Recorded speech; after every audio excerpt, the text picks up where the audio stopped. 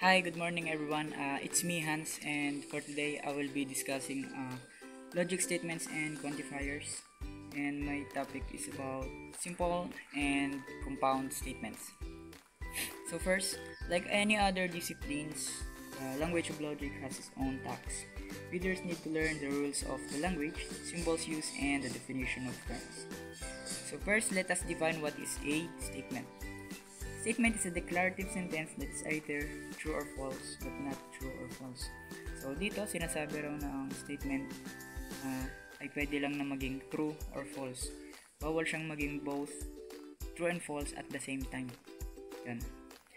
So examples, determine whether the following sentences are statements or not a statement.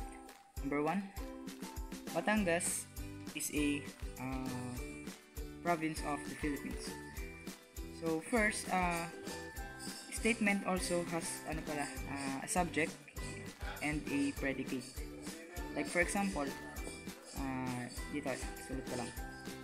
Hans play basketball. Okay.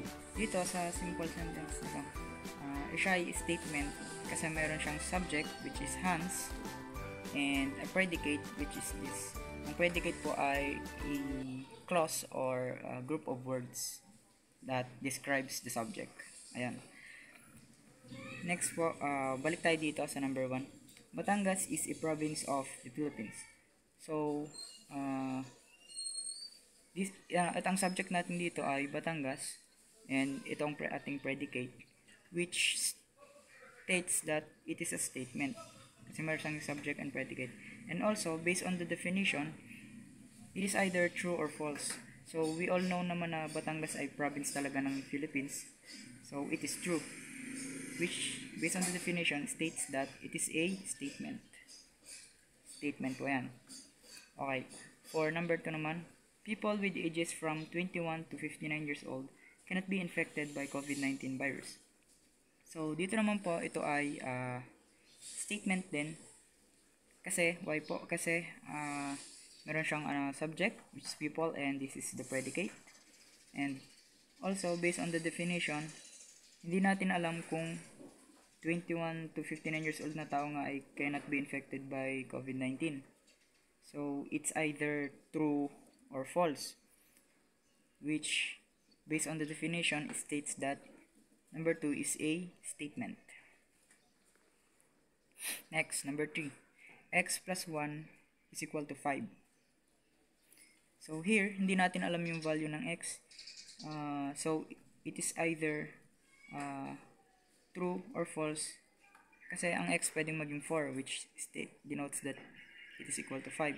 Pwede rin namang maging value ng x ay 2. So, which, ang sagot ay 3, magiging false naman siya. So, hindi natin alam kung siya it's either true or false.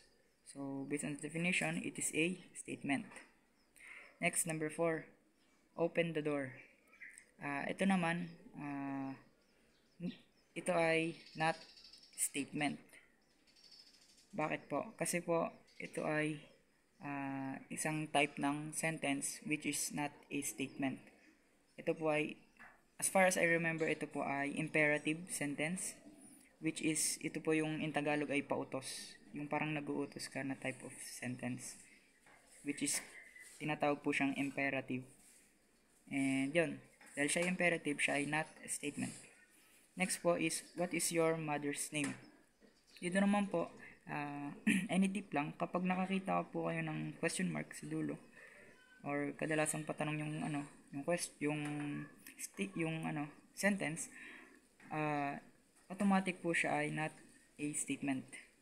Kasi po, ito ay isa ring other type ng sentence which is interrogative sentence. Ang interrogative sentence po ay usually patanong or nag-gain ng information, which states that it is not a statement but rather it is a interrogative sentence. Yan. Next naman po ay Jaime Mora was the coach of the Philippine Sepak Takraw team in 2015 SEA Games. So, kung nangyari, example po ay wala kang alam sa sepak takraw, and wala kang idea about dito, hindi natin sure if it is true or false na si Jaime Mora talaga yung coach nun. So, based on the definition, it's either true or false. It is a statement. Next, in 2022, the next president of the Philippines is a woman. So, kunyari ito ay prediction. Let's say it is, parang prediction.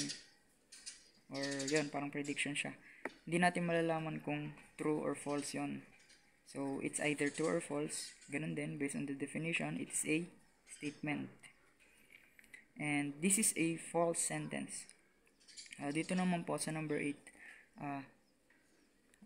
it is a statement po siya. Why po? Kasi po, it can be true or false din. Yan. It can be true or false din kasi dun sa sentence na yun, it can be maybe magkaroon siya ng isang grammatical error which make it false, or pwede rin magkaroon siya ng isang correction which may result into a true sentence. So, ayun. Hindi natin alam siya kung either true or false. So, siya ay isang statement. Next topic naman po is simple and compound statements. Tapos na tayo sa statements. So, dito naman tayo sa simple and compound. A simple statement is a statement that conveys a single idea. So, dito naman po, sinasabi ng simple statement ay single idea lang. And, yung compound statement naman po, conveys two or more ideas. Two or more ideas po kapag madali naman siyang intindihin.